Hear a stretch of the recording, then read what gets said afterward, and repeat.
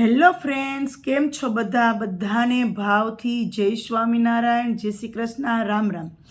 તો આ વિડીયો એક પિતા અને પુત્રનો છે. તો દરેક જે લોકો આ વિડીયો જોવે છે એ વિડીયો ખાસ તમારા દીકરાઓને તમારી પાસે બેસાડી અને આ વિડીયો સંભળાવજો.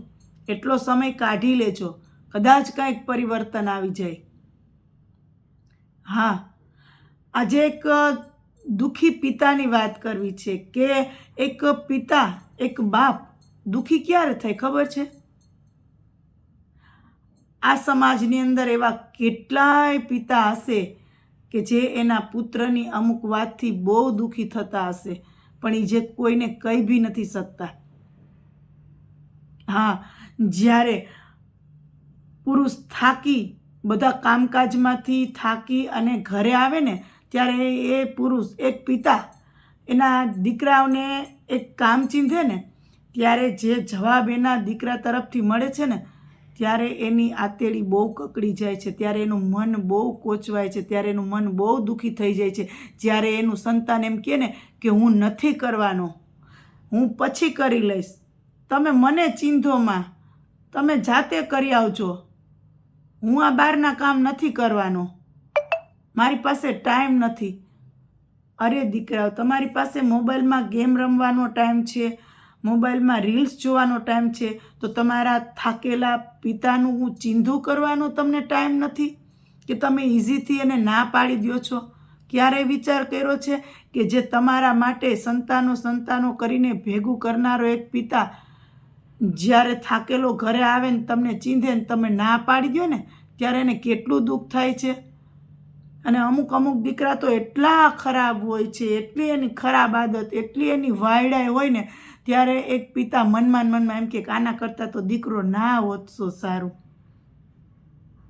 એને એવું નથી બોલવું, પણ તમારું વર્તન છે ને એને મનમાં એવું બોલાવે છે.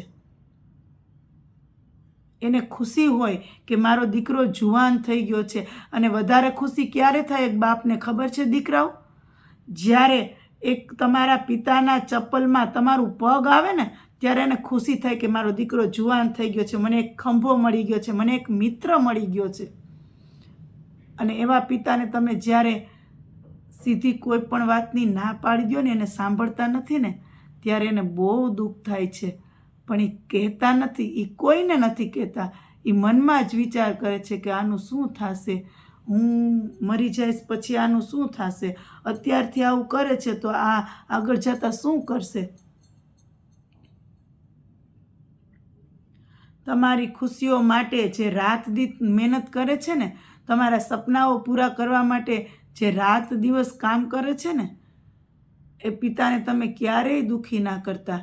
જેને પોતાના સપનાઓને ક્યાંક ને ક્યાંક દબાવી રાખ્યા છે, જેને ફરવાની, હરવાની અને ખાવા પીવા, રખડવાની ઉંમરમાં સતત મહેનત કરી છે. કોના માટે?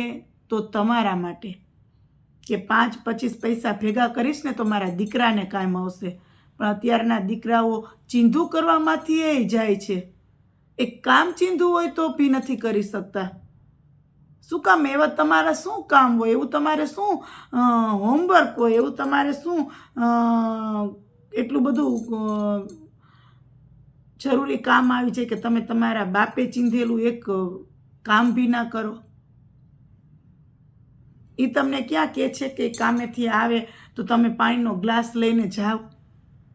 એને એવી આશા નથી. એને તો માત્ર એક જ આશા છે કે થોડુંક તમે એનું કામ હળવું કરો. 2-4 કામ એ ચીંધે ને એ તમે ફટાફટ કરી નાખો. એને એમ થાય કે હાશ, મારો દીકરો મોટો થઈ ગયો ને, હવે મારે થોડીક નિરાશ થઈ ગયો, હવે મારે બહારના કામમાં ભાગદોડ નથી કરવી પડતી, હવે હું કામ ધંધેથી આવું છું તો મારે ફટાફટથી થેલી લઈને બહારના કામ કરવા નથી જવું પડતું, કારણ કે તમે જુવાન થઈ ગયા છો બેટા, તો તમારી ફરજ આવે કે તમારા બાપની મદદ કરો. એને એમ થઈ જવું જોઈએ કે મને મારો દીકરો જુવાન થયો ને, મને એક મિત્ર મળી ગયો. એની પાસે તમે થોડીક વાર બેસો, એને પૂછો કે પપ્પા આમની ને આમ, પપ્પા તમે બહુ કામ કર્યું ને, તમે થાકી ગયા છો ને? નથી પૂછતા આપણે. કારણ કે આપણે એટલા મોબાઈલમાં વ્યસ્ત થઈ ગયા છીએ કે આપણે આપણા થાકેલા મા બાપ પાસે 5 મિનિટ પણ વિતાવતા નથી. અત્યારે મોટા ભાગના માતા પિતાને એક જ સંતાન હોય છે, દીકરો કે દીકરી. એને બધી આશા છે ને એના ઉપર જ હોય છે. જો એ જેવા હોય તો, જો એ જવાબ નથી આપે એવા, એ જ કપાતર નીકળે તો એને કેટલી વેદના થતી હશે, કેટલું દુઃખ થતું હશે. ક્યારેય દીકરાઓ તમે એવું વિચાર્યું, ક્યારેય પણ વિચાર્યું છે કે અમારા આ વર્તનથી અમારા બાપને કે માને કેટલું દુઃખ થતું હશે? એક વખત તો વિચાર કરજો. ક્યારેક સુવો ને સાંજે, ભગવાનને યાદ કરી અને પછી તમારા મા બાપને યાદ કરજો. તમારા મા બાપે કરેલું આખા દિવસનું કામને યાદ કરજો અને પછી તમે વિચારજો કે એને મને ચીંધું છે તો શું કામ ચીંધું છે, અને મેં ના પાડી દીધું. તમને અફસોસ થવો જોઈએ.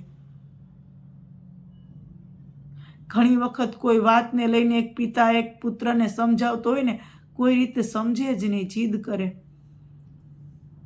પણ એને તમારાથી વધારે દિવાળી જોઈએ છે, તો એ તમારા ભલા માટે જ કરતા હોય.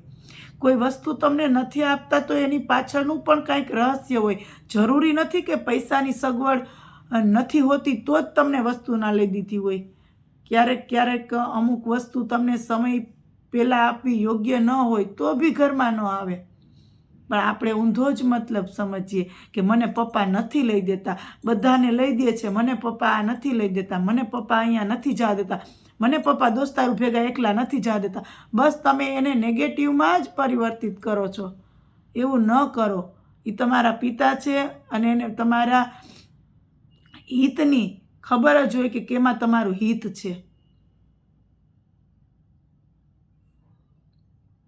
આ વાત કદાચ બાળકો તમને નહીં ગમે, પણ આ જ સાચું છે ને આ જ હકીકત છે.